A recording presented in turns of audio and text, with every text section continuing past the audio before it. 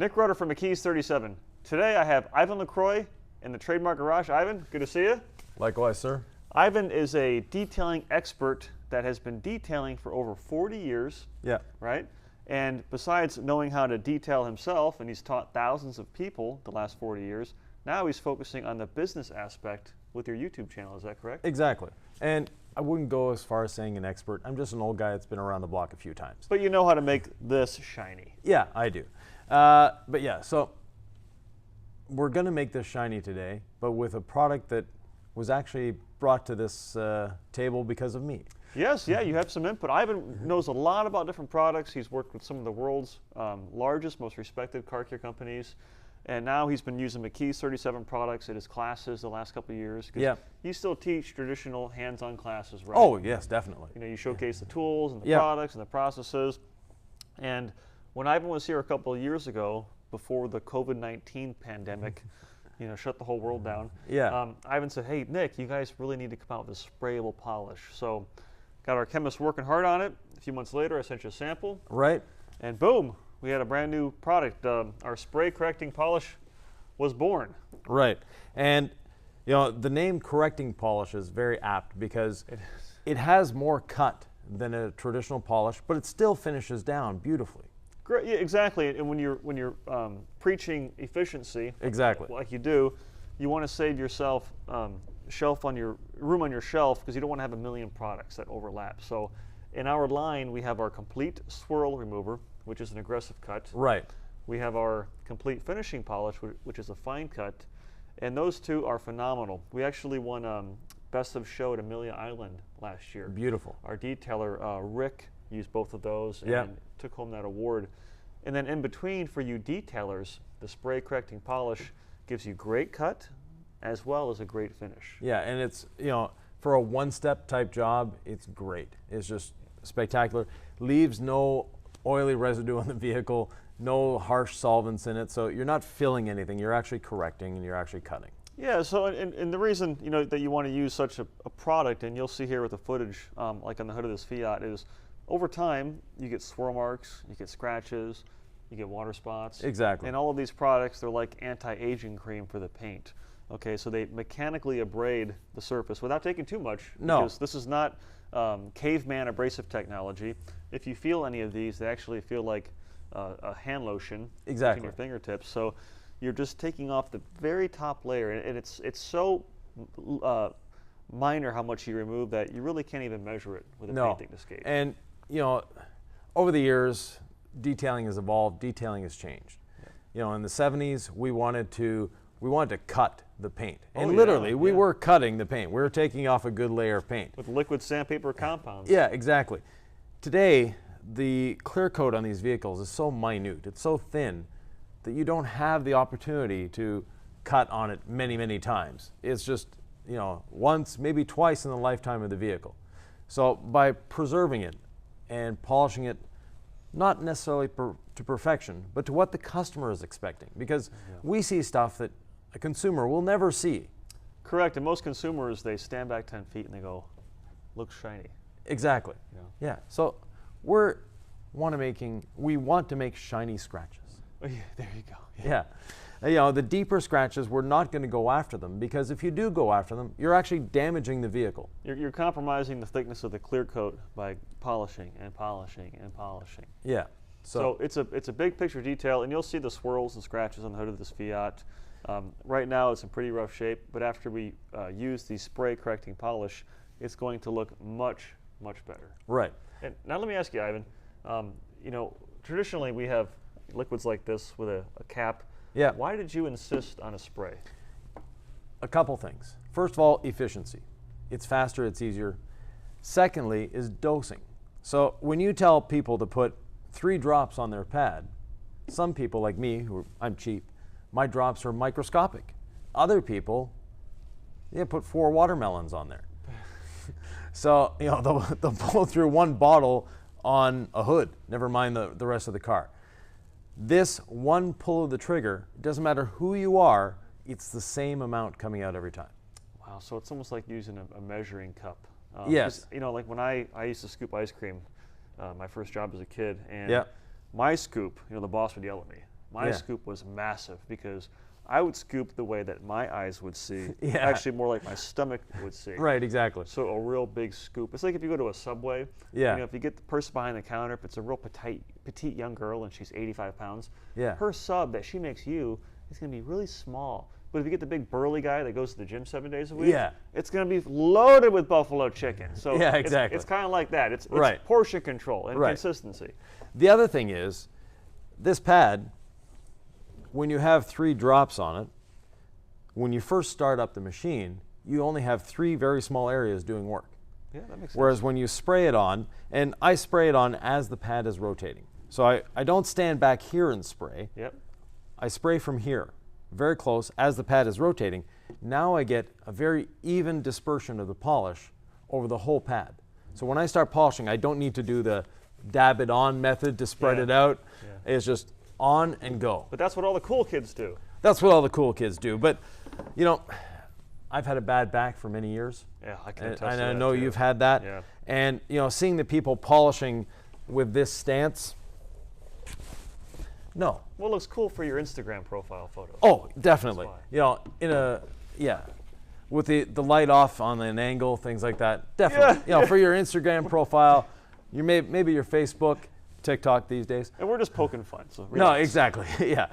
But nonetheless, stand up, be proud. Yeah. You know, you don't need to be smelling the polish. They don't smell that good anyways. Yeah, they don't smell awful either. And that's something, not Yeah. to change course, but if you've used compounds and polishes in the past, some of them smell like gasoline. Yes. So there's cheap solvents and there's expensive solvents. We use expensive solvents. None of our Right. polishes smell bad. Right. Now they don't smell good. They're a neutral smell because if we add a blueberry fragrance to our polish, well, what's that going to do? Nothing for the polishing experience. No. And, you know, he was talking about the cheap and expensive solvents. And one of the ways of determining whether you have a really cheap solvent or a product that fills, and there's nobody, you know, in their manufacturing facility taking a 5-gallon bucket, throwing it in their vat, and on the bucket is written polishing fillers. No. It's the solvents that do the filling because they're actually swelling the paint, and that's where you get that impression. We've all driven by a dealership where they, you know, put out the black Cadillac Escalade on the display case, yeah. You know, on that rack. And the first day they put it out there, it looks beautiful. It does. It looks good. But 2 weeks later, because they haven't sold it, it's just full of buffer trails. And the It reason is those solvents are now evaporating through sun, through rain, all that. They're evaporating, and the paint, the swelling that's happened, is gone away. Now, there's an easy way of testing whether your polish is filling or not, and that is by using no mechanical abrasion whatsoever. So you're actually going to take the polish, dab it on the surface, let it sit for a minute, and then dab it off. So you're not polishing in any way. You're just depositing it and removing it from the surface. And if you see that it's actually improved the paint, it's actually made it look better, then yeah, it might have solvents in it. Yeah, that is true. And also, there's always going to be a wetting effect too. Right. So, and you get a little more thorough too with that process, don't you? Using like a coating prep spray. Right. So after that, you know, put a tape line across your blob that you put on, and then use your coating prep spray.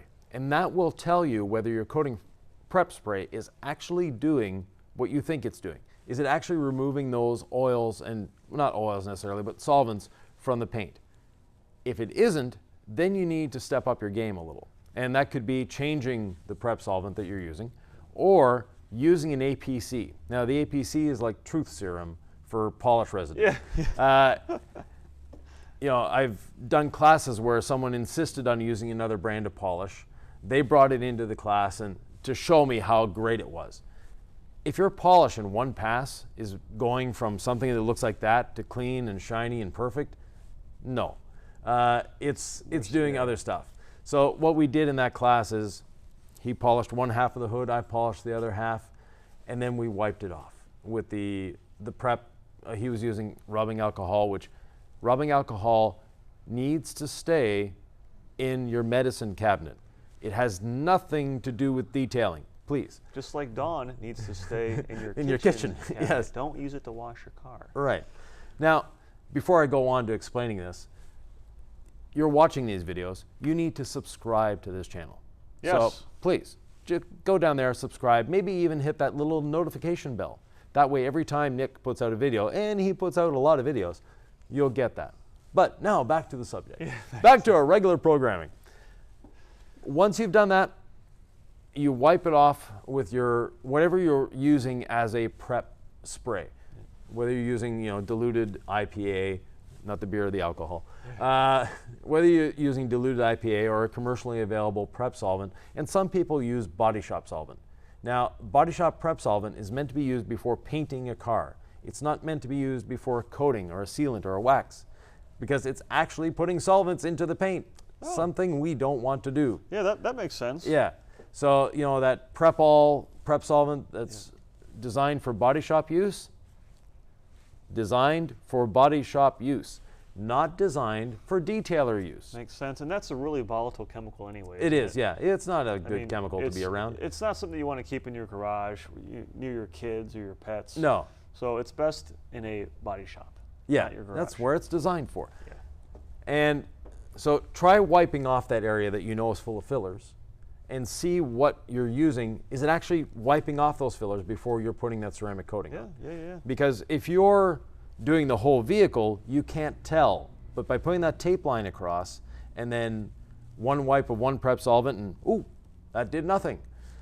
Try your alcohol, it does nothing either. Then try APC. Now, APC, it's like I said before, truth serum. Yeah. It is going to strip it. It's going to bring it back to looking scratched because the product you use may not have polished anything. Yeah.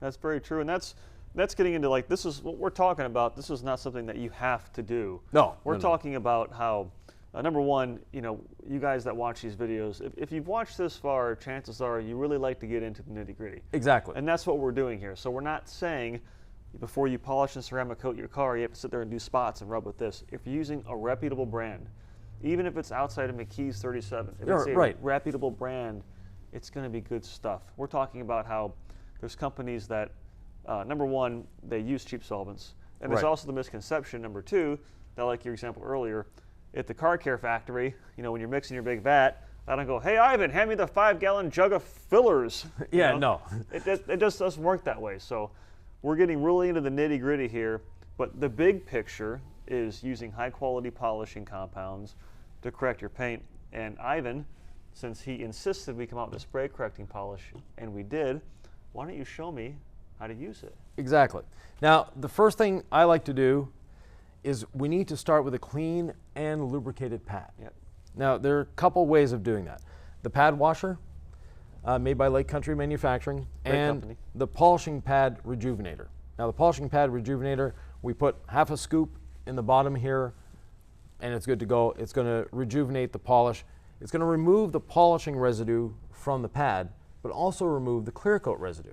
Yes, because when you abrade the paint, you're mechanically abrading it. So clear coat, it's clear, so you're not going to see it on your pad. Now, if you've ever buffed a single stage paint or a tinted clear coat, you'll actually see the color of the paint on your pad. You still get the transfer on your pad with clear coat, you just don't see it. Exactly. So you want to remove it, and that's really important that you work clean. And something like this, the pad washer by Lake Country Manufacturing, this is a great tool to have, whether you detail professionally or if you're in your garage as a do-it-yourself. And we have it in our Carolina detailing cart here, so we're not bending over like this. No. Every panel to clean our pads. So. And what this does, it actually saves you money. Yes, it's a bit of an investment to purchase, but once you have it, your polishing will be faster, your polishing will be more efficient, you'll do a better job, and you're going to buy less pads.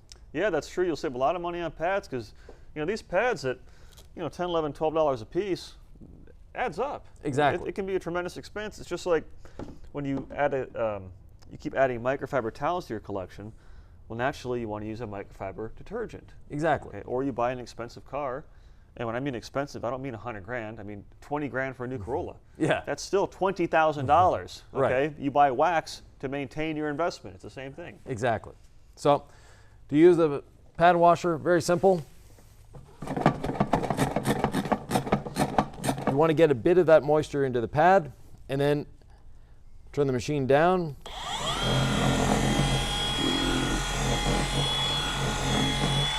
And then we turn the machine up as fast as it will go.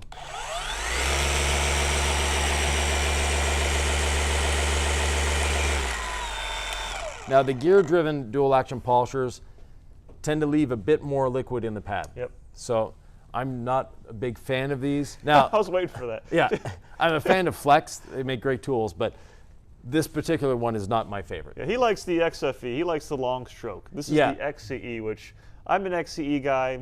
He's an XFE guy. So just like he's a rinseless guy, I'm a car wash guy. There's selection for everyone. And there's no wrong way of doing it. And I picked this polisher intentionally just to antagonize my friend here. Right, exactly. Yeah, so it is a little too wet. Now, because you want your pad to be damp, but you don't want it to be soaking. No, it doesn't have to be soaking. So a free spinning DA will expulse that, that extra liquid. Now, this, you'll find out quickly with us, nothing is scripted. Nothing is prepared in advance. It's not. So I'm probably going to pull the trigger and nothing's going to come out because this is a brand new bottle. It is a brand new bottle, and I didn't do my job of priming the bottle. Yeah.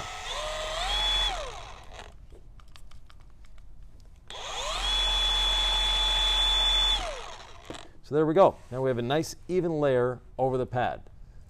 That looks good. And now let me ask you a question before we dive in here. Yeah. What if, you know, your average Joe is at home, he's watching this. Yeah. He's thinking like, pad washer and this, I don't want all this stuff. I just want to polish my Mustang. Right. If he doesn't have this, what's an easy way to prime his pad? Well, to prime his pad, you use polishing pad conditioner. Yeah. Sorry, the names, you know. We have a lot of names. Okay? Yeah, exactly. So this will give you that lubrication on your pad because you'd never want a dry buff. As soon as you know, a pad by itself will abrade the paint. A pad will, like a dry pad with no residue. Yeah, well actually if you want to polish paint, you can actually polish paint just with the pad and water, and it's going to improve the paint. Now, the abrasion process, I believe. Right. So this will remove that abrasion of the pad. It's going to allow the pad to skim over the surface, if I can put it that way. Yeah. Remove any of that hopping or grabbing, the grabbiness. Yeah. And another thing that removes grabbiness is the shape of the pad itself. Yes, that plays a big role, and a lot of engineering goes into these pads. Right. So this is a CCS Waffle. I wake up around 3:30 in the morning just so I can detest flat pads a little longer every day. I'll send you a picture of a flat pad at 4 when I wake up. Yeah, exactly. So the reason I don't like flat pads is they don't have a great user experience. They create a lot of heat, and heat is your enemy when polishing. Yeah. And like I said, primarily I'm cheap and I'm lazy. These pads last longer. They are easier to maneuver. They're easier to hold, you know, it makes the whole polishing experience better as far as I'm concerned. If you use a flat pad and a CCS Waffle pad like this with the same foam composition on the same machine, on the same vehicle, you'll be able to feel that difference. Oh yeah, for sure. And these are a more premium pad too. You know, it's funny, when Ivan got here, he saw these pads and he's like, oh, these are great pads. He said, when we film, we got to use these pads. Yeah. Because he likes the CCS and the Waffle design. And CCS, if I recall correctly, what is it, collapsed cell structure? Right, yeah. So you have and we'll get a close-up of this, in the actual pad, you have these grids, these channels where the foam, the composition is different, and it stops product from being absorbed into the actual pad. It stays on the surface, which reduces heat, reduces the amount of product that you use. Right. Better results overall. Exactly. And when you're not using this, you need to clean your pad. Polishing pad cleaner. Aptly named. Exactly. So polishing pad cleaner, you'll spray this on, you'll massage the pad a little bit, then you'll rinse it out. You rinse it out, yep. And this is why, and again, and I know we keep going more and more into the technical stuff, which is great, because when I have someone technical like Ivan, we can, enjoy that and reap the benefits. You want to have more than one pad when you detail a car. So if you just stumbled across this YouTube channel and you're new to detailing, you want to have a collection of pads, is that right? I like one per panel, personally. Yes. Unless you're using the pad washer. There you go. Then the same pad can be used for the whole vehicle. But if you don't have a pad washer, definitely change pads. If you're Joe at home and you don't want to do all this stuff, you're like, oh my gosh, have a couple pads. Yeah. You change the pads, it's really simple. Right. Yeah. As you take it off the machine, you clean it, put it to the side, and Exactly. keep doing that. You rotate pads frequently. And you need to take a break once in a while anyways. You do. So let's get to polishing paint. Okay, well I got some tape here, so. Yeah, we'll do a little tape line. Okay, sure. I don't mind racing stripes on my Fiat. Yeah, so. yeah. And this is just regular painter's tape. Where do you want the tape, Ivan? Anywhere? Just here. Okay. I know you're very particular or peculiar. The peculiar is better, yeah. There we go. I'm weird. But yeah. I can attest to that. Yeah. I'll stop at the clear bra. Is that okay? Oh yeah, but we can polish the PPF as well. Oh, okay. Well, in that case, I'll keep going. Why not?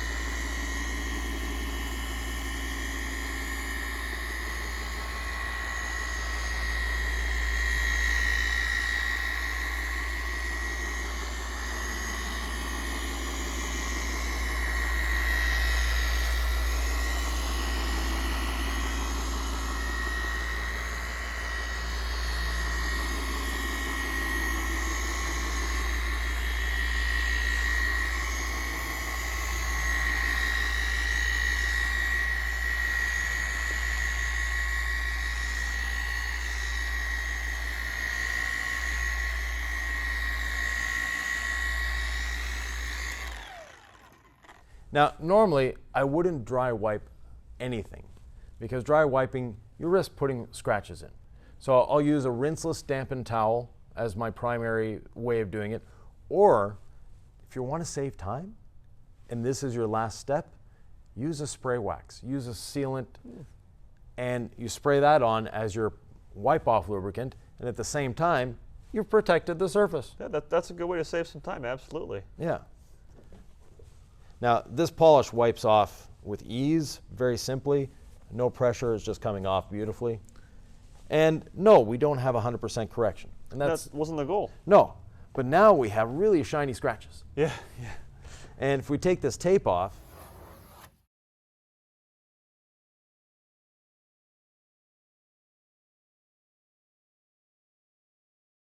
Big difference. yeah, we can, definitely see a difference there.